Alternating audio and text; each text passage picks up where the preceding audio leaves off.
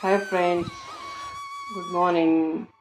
ఇవాళ నేను ఉసిరికాయ పచ్చడి ఎలా చేయాలి, నిల్వ ఉసిరికాయ పచ్చడి ఎలా చేయాలనేది చూపిస్తాను. ఇలాగ నేను ఆయిల్ తీసుకున్నాను. మనం కడిగి పెట్టుకున్న ఉసిరికాయలని కడిగి ఇలాగ తుడిచేసుకొని ఇలా పెట్టుకొని ఇది డీప్ ఫ్రై చేయాలి. అది మీకు చూపిస్తాను.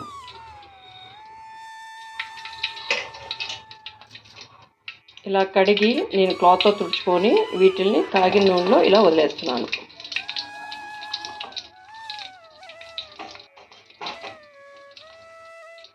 ఇట్లా మంచిగా వేయించుకోవాలి. నేను 1/2 kg తీసుకున్నాను. 1/2 kgకి ఎంత వేయాలనేది క్వాంటిటీ నేను చెప్తాను, దాన్ని ఫాలో అవ్వండి. ఈ ఉసిరికాయలు ఈ వింటర్లో వస్తాయి కాబట్టి ఈ సీజన్ టైంలో ఉసిరికాయ పచ్చడి చాలామంది పడతారు. కష్టం లేకుండా ఈజీగా ఎలా చేయాలనేది చూపిస్తాను. నేను 1/2 kg తీసుకున్నాను. 1/2 kg క్వాంటిటీకి సరిపడే మెజర్మెంట్స్ నేను చెప్తాను.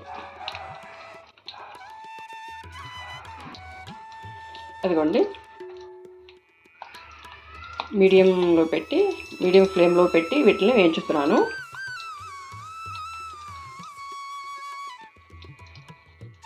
చూడటానికి బాగుంది కదా.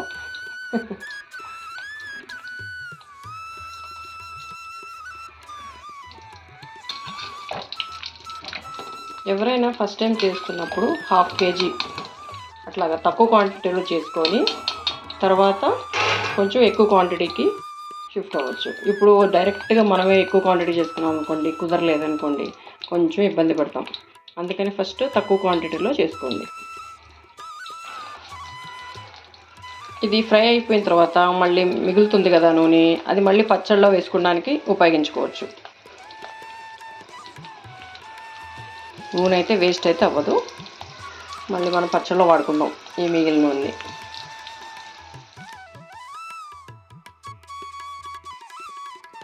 కారం ఏమో 1/2 గ్లాస్కి ఇంకొంచెం తగ్గించాను. సాల్ట్ కూడా 1/2 గ్లాస్కి కొంచెం తగ్గించాను 1/2 kg ఉసిరికాయలకి. సరేనా? ఇవి యాడ్ చేసి మళ్ళీ కలిపి చూపిస్తా. ఇది మెంతులు, జీలకర్ర, ఆవాలు. మెంతులు 1 స్పూన్ అయితే ఆవాలు 2 స్పూన్స్, జీలకర్ర 2 స్పూన్స్ మొత్తం ఫ్రై చేసుకొని పౌడర్ చేసి పెట్టుకున్నాను. 2 స్పూన్లు ఆవాలు, 2 స్పూన్లు జీలకర్ర, 1 స్పూను మెంతులు అలా కలిపి పౌడర్ చేసి పెట్టుకున్నాను. 1 స్పూన్ వేస్తున్నా దానికి. చింతపండుని గుజ్జుగా తీసుకొని దాన్ని చిక్కగా చేసి ఇలాగా పేస్ట్లా చేసుకున్నా. ఇది ఇందులో యాడ్ చేసుకుంటున్నా.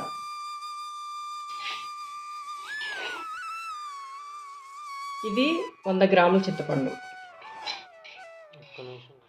ఎల్లుల్లిపాయలు నేను కొన్ని వేస్తున్నాను, మీకు ఇష్టమైతే ఇంకొన్ని యాడ్ చేసుకోండి. నాకు ఇష్టం లేదు కాబట్టి తక్కువ యాడ్ చేస్తున్నాను. అన్నీ యాడ్ చేసుకున్నాను కదా.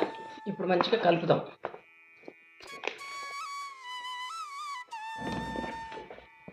ఇందులో చింతపండు పులుసు మనం వేసుకున్నాం కాబట్టి కొంచెం కారం పడితేనే బాగుంటుంది, ఊరినప్పుడల్లా బాగుంటుంది. ఉసిరికాయలు పులిపే, చింతపండు కూడా వేసుకున్నాం కాబట్టి చింతపండుని మనం మంచిగా గుజ్జు తీసుకొని దాన్ని జల్లెడ పట్టి వచ్చిన వాటర్తో దగ్గరగా చేసుకొని దగ్గరగా అయిన తర్వాత అప్పుడు ఇందులో కలుపుకోవాలి.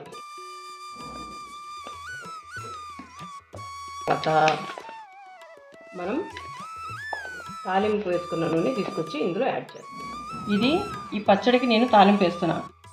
తాలింపు గింజలు, కరివేపాకు, ఎండుమిరపకాయలు బాగా వేగిన తర్వాత చల్లార్చిన తర్వాత వచ్చింది ఇది నూనె అనమాట. ఈ నూనె మనం పచ్చళ్ళలోకి యాడ్ చేసుకుందాం. సరేనా? ఇట్లాగా తాలింపు వేసుకొని చల్లారాలన్నమాట. ఇలాగా తాలింపు గింజలన్నీ. ఇంకొకటి ఏంటంటే, ఇది నేను అప్పుడప్పుడు ఇంట్లోకి ఒక 2 నెలలు 3 నెలల కోసమని ఇలాగా ఉసిరికాయ పచ్చడి పట్టుకుంటాను.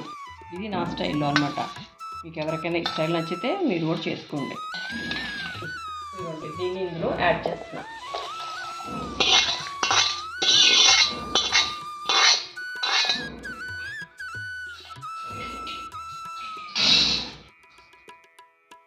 మీకు నచ్చితే ఇంకొకసారి ట్రై చేయండి. చూసారా, మంచి రెడ్ కలర్లో యమ్మీగా ఉంది. దీన్ని రేపొద్దున వరకు మనం ఇలాగే మూత పెట్టుకుంటే ఆయిల్ అంతా పైకి వస్తుంది.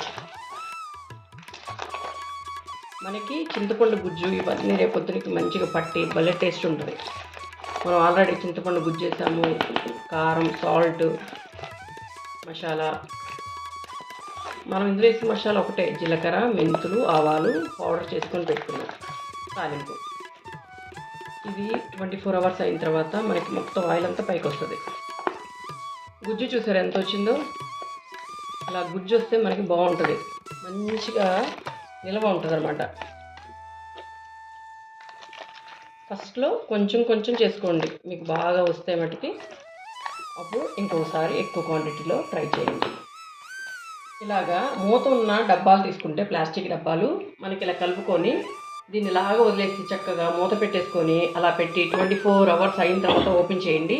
మీకు నూనె డబుల్ అవుతుంది, నూనె ఎక్కువ బయటకు వస్తుంది. రేపొద్దునకి ఊరుతుంది కదా, ఒక 2 days ఆగి వేసుకొని టేస్ట్ చేయండి అన్నంలో, చాలా టేస్ట్ బాగుంటుంది. మీకు కనుక ఈ చట్నీ మీరు ఇంట్లో చేసుకొని టేస్ట్ చేసిన తర్వాత మీకు నచ్చితే నాకు మెసేజ్ చేయండి, ఓకేనా? Thank you.